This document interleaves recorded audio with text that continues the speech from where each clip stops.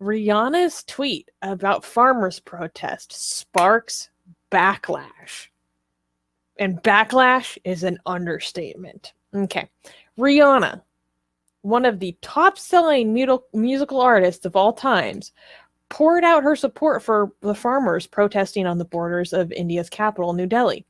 On January 26th, during a tractor rally protest organized by the farmers, the protesters clashed with police in many parts of the nation's capital, New Delhi, as they broke down barriers to enter the capital. Government authorities shut down the internet in many of the surrounding Haryana districts, and which is state neighboring outside the border of New Delhi. Rihanna utilized Twitter to draw attention to a CNN story about the farmers' plight. In her tweet, she asked why more people weren't talking about this government action. With over 241,000 tweets, which is probably a lot more since, Rihanna was trending at #1 in India on Twitter. The Indian Bollywood actress Kangana Ranaut, who supports the new farm laws, used Twitter to call out Rihanna. Quote, "No one is talking about it because they are not farmers. They are terrorists." Guys, I'm using coded language. They are terrorists who are trying to divide India so that China can take over a vulnerable, broken nation and make it a Chinese colony, much like the USA. Sit down, you fool. We are not selling our nation like you dummies, the actress tweeted. Wow. So this is the same celebrity that came after me, by the way. Kangana Ranaut, yes. Yeah.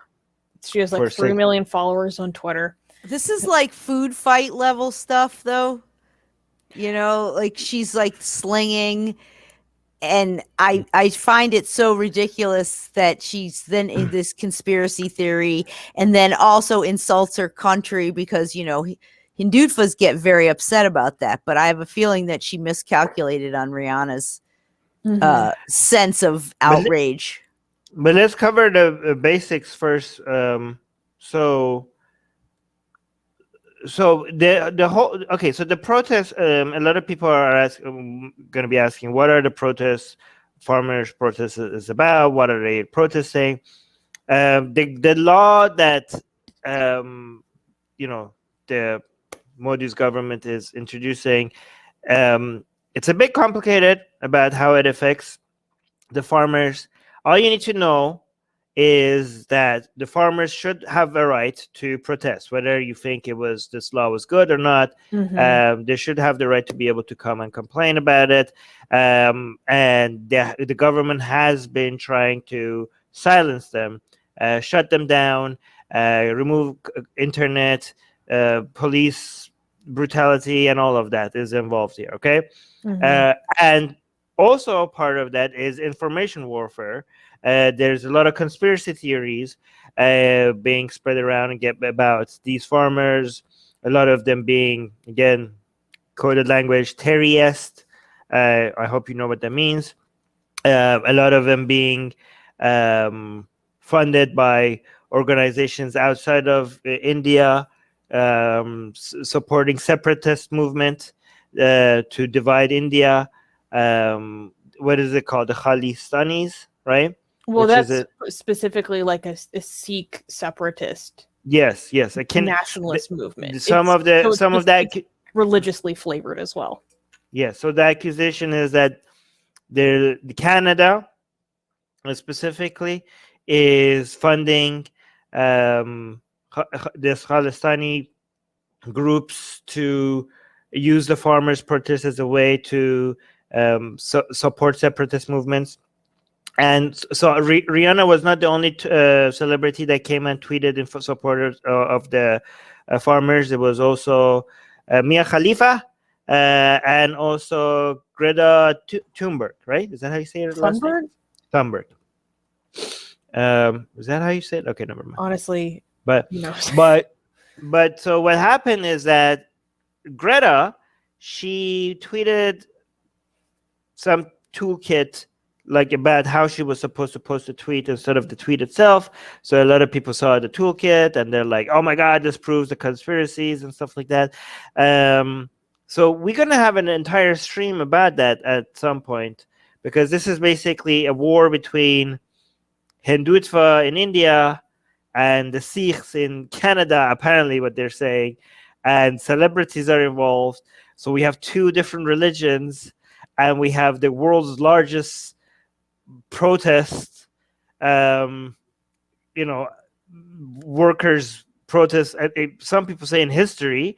And we have two countries involved, Canada and India. We have two religions involved, Hinduism and Sikhism. We have celebrities involved, and we have workers' rights.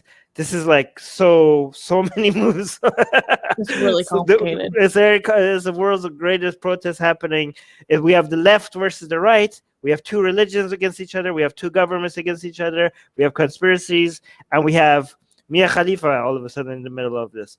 So this is so juicy. Learned Mia Khalifa is actually an ex-Catholic. Like, my people, look at us thrive. So, I was going to say everything that Armin said, it almost has like a Hollywood epic feel to it. You know, it's got every big bang, celebrities, governments, workers, farmers, conspiracy theories, you know, it's very blockbuster. Yeah, this story is so juicy. I don't know why it's not getting more attention outside of India. Well, it is. Maybe it's just because India has taken up my life right now, but I feel like since September, I feel like it is getting a lot of attention, more attention. But what I wanted to highlight with this Rihanna situation was the backlash she faced from the Indian right was so vitriolic. It was so racist. There were people posting photos of when she was assaulted and domestically abused by Chris Brown in 2009, posting like, "Oh, Chris, now I understand why you beat the crap out of her." You know, encouraging like, "Oh, you should go back and do it more," encouraging domestic violence, of course, encouraging that she be sexually assaulted. Oh, and Susanna is saying Rihanna was called Kali, which is a racist jibe at dark people, because it means dark, or it means black, by the Hindu Tavis. Terms like Kalibili, Kaluti. I probably shouldn't even say that. I don't even know what I'm saying. Yeah, and then Koshnik is saying it is a classic Hindutva tactic to turn everything into a communal issue, which is so true. I am convinced that, like, communal harmony, or, you know, like that phrase that I see everywhere, or preventing communal disharmony, is like the Hindutva or Indian version of like spreading corruption in the land. It's like, for the sake of preserving this thing, like, we'll excuse any poor way that we treat you, or any desecration of your civil liberties. And Luke in all caps is saying, "Coming this summer, the largest protest in history, a clash of nations, two fates at war, and Mia Khalifa." Just to be clear, I didn't say it's the largest protest in history. I said some people are saying it's the largest protest in history. I was very clear about saying some people are saying. I have no idea if it's true or not. Okay, just listen to what I'm saying. I'm saying there has been this claim. Okay, this might be completely BS. I have no idea. Okay. Well, in terms of that claim, it is in specific regard to I believe it was a 1-day strike. So that 1-day strike had participation, I believe, around 240 million. Wow. So it's not actually a claim that that may not have validity. I mean, there's 1 billion people in India. Yeah, exactly. Right. So yeah, I just say I don't know. I'm just saying I don't know. So if we're talking about that specific day, then I think you can make that claim.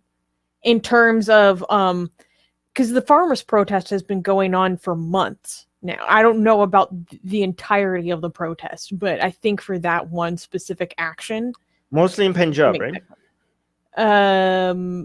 Where people were participating in that strike, or where the protest is happening. There's a lot of action around Delhi, and that's where some of the most authoritarian actions are being taken. A friend in India sent me a photo of the barricades that the police are making in the highways, and it almost looks like the demilitarized zone in North Korea. I was like, holy crap. So here's the thing. Here's how conspiracies work. So Darwinian atheist is correct. He or she is saying it became a communal issue when the Sikh, I keep saying Sikh because it's KH, it's Sikh. Sikh flag was planted on the Red Fort.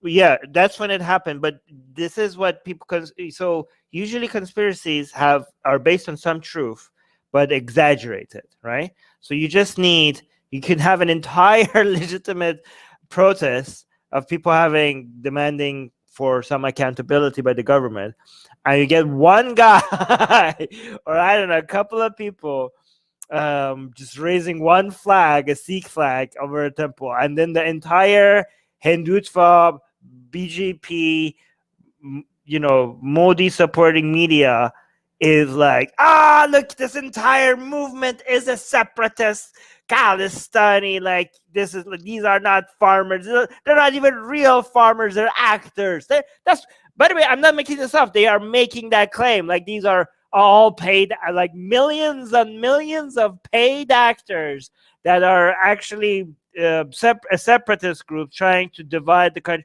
Yeah, and then guess what? Is protests this large?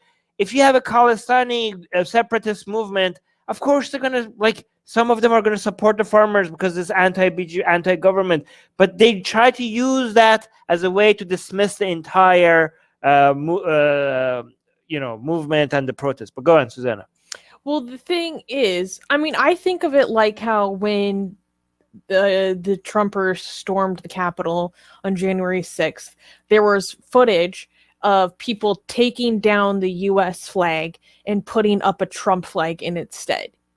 And I know a lot of people, including one of my favorites, Sarah Hayter, saying this is traitors, like this is treasonous, like this shows that you are not about America, you're partisan. So I liken it to that situation. Like I would probably feel similarly, like you're not actually about our country, you're about like your singular movement. So I understand that, but what you're saying is that because a few people did that, that does not color the entire movement. And in fact, I've seen footage of a lot of the farmers standing right outside and they're clearly Sikh men standing right outside the Red Fort while that was happening, screaming at the people who are putting that flag up, saying, no, take that down. That's not what we're here for. You're trying to co-opt what we're doing. Like, we're here for India. Like, they're screaming at these guys, like, you don't represent us. What the hell are you doing? So that specific action at the Red Fort, I don't think is reflective of the entire movement. But I understand how inflammatory that can be in general and how that would be for a lot of people. But in response to some of the activity at Twitter, on Twitter, the government actually wholesale blocked full hashtags being used on Twitter. Now, the hashtag being used was #FarmersGenocide. And this has become an incredibly controversial issue in India about how, because there's basically what is colloquially known as secret blocking orders that the government can use. Usually if the government blocks their website, guys, I've been having to study my Indian law recently.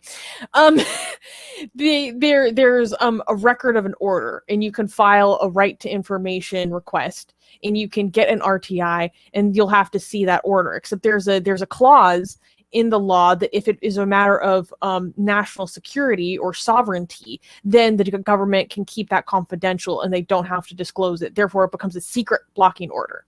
So the government basically used one of these to block an entire hashtag, which many people are viewing as unconstitutional because hashtags are used to criticize that hashtag, right? The hashtag isn't a statement. People can be using that hashtag just to loop into the conversation about this so-called alleged farmer genocide and say, actually, I disagree. I don't think this is true. Here's my information to counter that claim. So that's an ongoing, evolving issue in India as well, because Twitter is now pushing back against some of the government actions that they're trying to impose within the platform, and it is now possible that they could face criminal prosecution because of it. But that issue is evolving, and it kind of goes back and forth. But I thought it was worth mentioning. It's amazing how much you know about this, Susie. I watch what's her name, Faye D'Souza. She's a great independent journalist. Yeah. Shout out to her. Yeah. All right. Check this. Read this comment. Goddess Katie is saying, Susanna is right. The strike back in November saw a participation of 250 million people across India, which officially makes it the largest protest in history. Okay. And then Darwinian Atheist saying, I agree, this isn't a separatist movement. It was just one schmuck who planted the flag. Also, Darwinian Atheist is saying?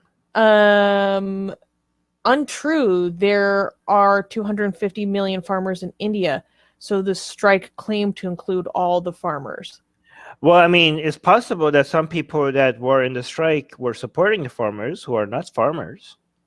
That's the way that I read that news. It was people doing it in solidarity with the farmers. Yeah. So this, we don't know, by the way. This is just, we're just reading our community, our live chat. Okay. Mm-hmm. And people from India. Okay. But again, just because they're from India, that doesn't see, you can see that they disagree with each other.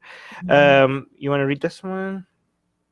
Oh no, I don't know. I don't know what that's. I don't know what that means. Did we mention that a lot of the protests now involve a lot of the there's a counter protest, which involves the burning of Rihanna's and Mia Khalifa's. Speaking of, I wish I could find this meme.